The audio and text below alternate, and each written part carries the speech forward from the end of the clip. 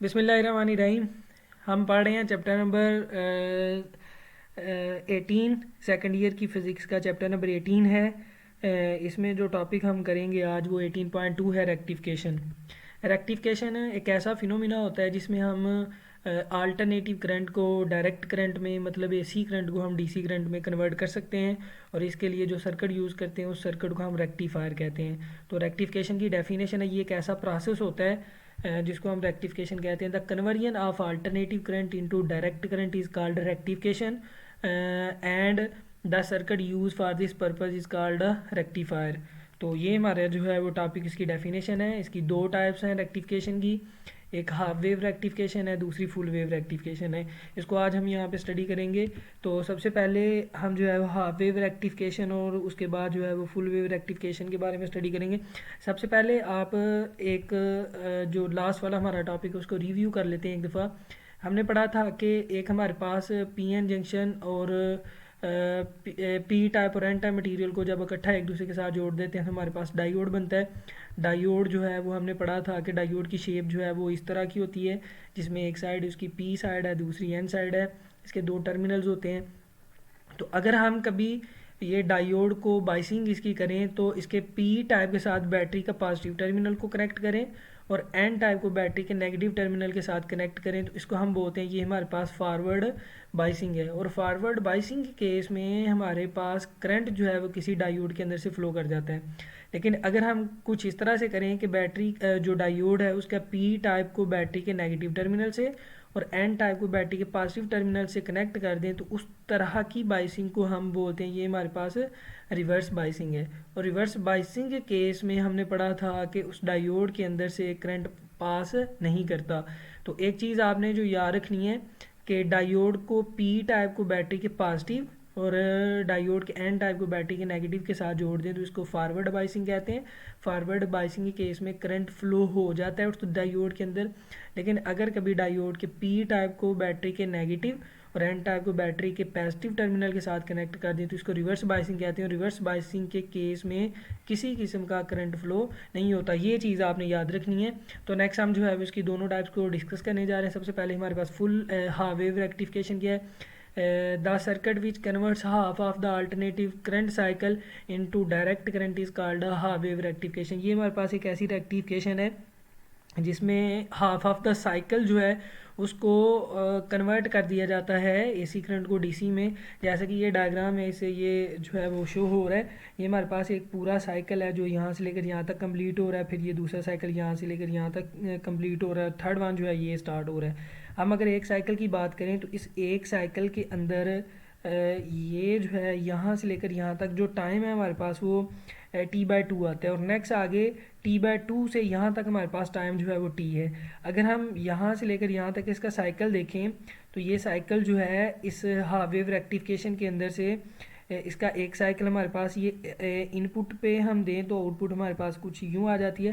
लेकिन नेक्स्ट आगे वाला ये जो हाफ साइकिल है, ये हाफ साइकिल जो है वो ब्लॉक हो जाता है, तो ये उसमें से पास नहीं कर पाता, तो हमारे पास ये जो है वो इस तरह का स्ट्रेट पोर्शन आता है। नेक्स्ट अगले पोर्शन में देखें तो ये वाला भी साइकिल जो है इसमें से पास हो जाता है, और नेक्स्ट अगला जो नीचे वाला पोर्शन है हाफ साइकिल का, ये जो है वो ब्लॉक हो जाता है। इस तरह से हमारे पास इस हॉरिजॉन्टल लाइन के ऊपर वाले जितने भी पोर्शन हैं ये इसमें से पास कर जाते हैं, जबकि नीचे वाले पोर्शन जो है ब्लॉक हो जाते हैं। इस वजह से इस तरह की रेक्टिफिकेशन को हम जो है हम हाफ वेव रेक्टिफिकेशन बोलते हैं, जिसमें हाफ ऑफ द साइकिल जो है पास हो जाता है और हाफ ऑफ द साइकिल जो है ब्लॉक कर दिया जाता है।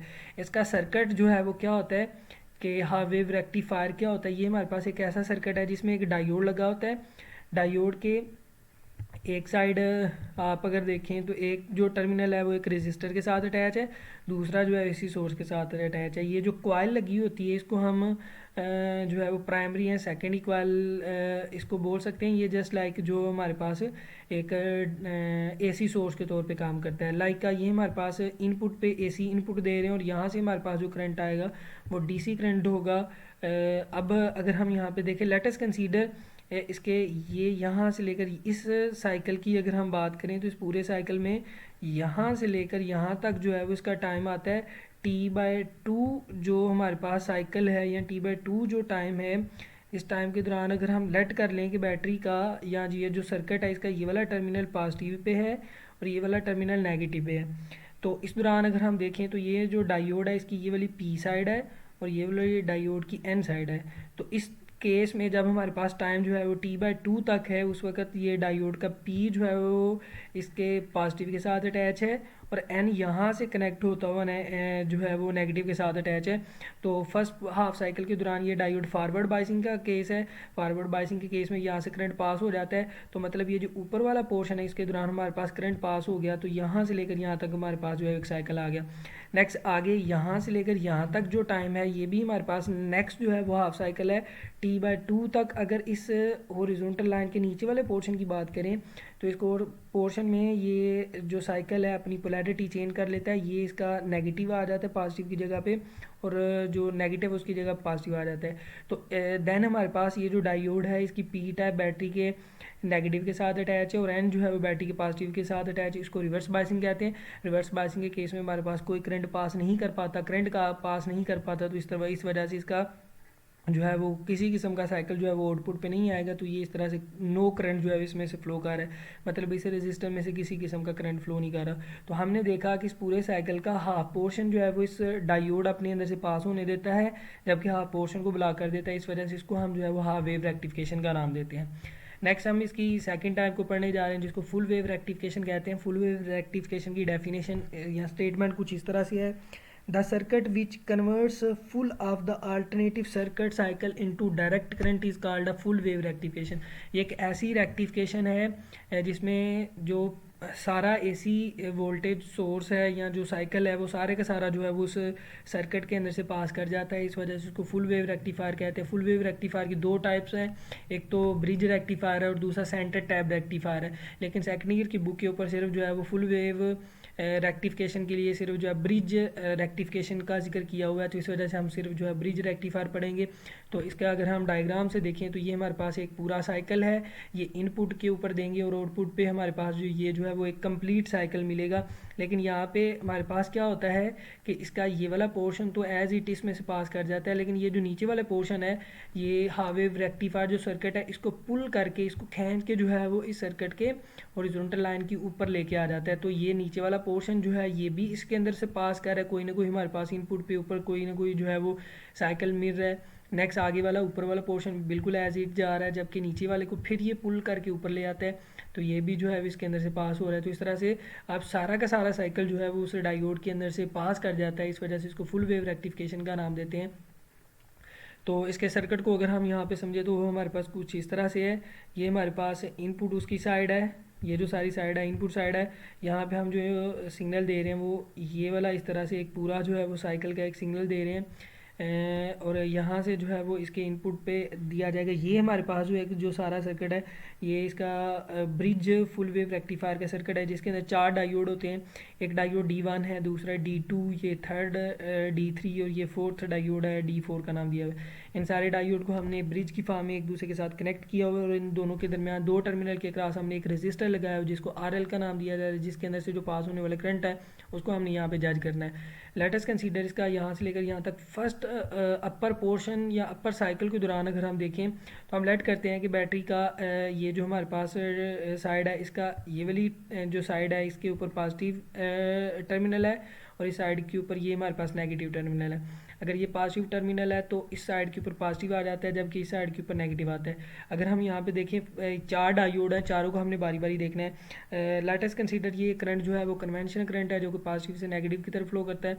अगर यहाँ से आने वाला करंट अगर हम देखें तो इस पॉइंट पे आके दो साइडों पे करंट फ्लो कर सकता है। D1 के अंदर से पास कर सकता है, दूसरा D3 के अंदर से पास कर सकता है। अगर D1 को देखें तो D1 का ये इसकी पॉजिटिव P साइड है और ये इसकी N साइड है, तो ये जो है वो डायोड जो है वो हमारे पास P साइड जो है बैटरी के पॉजिटिव के साथ जुड़े होने की वजह से ये डायोड फॉरवर्ड बाइसिंग है।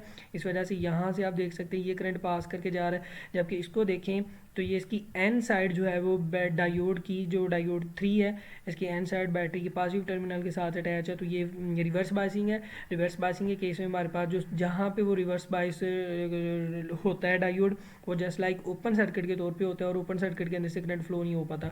तो इस पूरे डायोड के अंदर से in the first half portion कोई करंट फ्लो नहीं करता, इस डायोड के अंदर से करंट पास करके यहाँ पे आता है, यहाँ पे बाद उसके बाद ये इस रेजिस्टर में से पास करता है, इस पॉइंट पे पहुंच जाता है। अब ये करंट जब यहाँ पे पहुंचता है तो फिर उसके पास आगे दो जो है पॉसिबल वे हैं। अच्छा, इस पॉइंट पे जब करंट आता है डायोड D1 के अंदर से पास करके जाता है तो यहाँ पे इसके पास पॉसिबिलिटी है या तो वो रेजिस्टर के अंदर से पास करे या D4 के अंदर से पास करे।